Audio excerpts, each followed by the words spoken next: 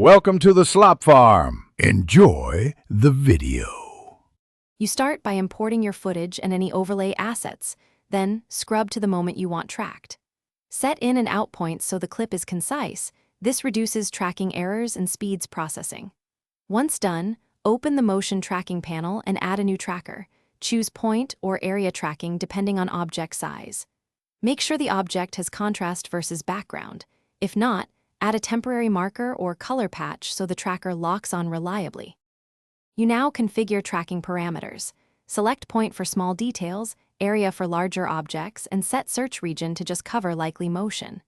Increase accuracy if the object moves fast, reduce frame step to 1 for precise results.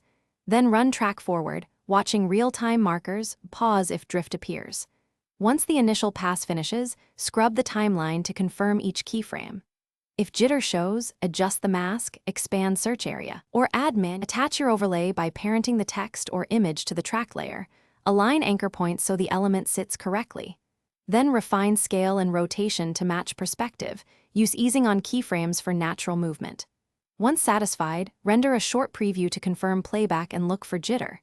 If the tracker loses the object, stop, increase contrast, extend search region, or add manual keyframes where tracking failed. As a final tip, export a short test file to verify the final result under.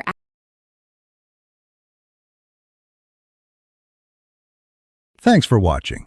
Consider subscribing if we helped you today.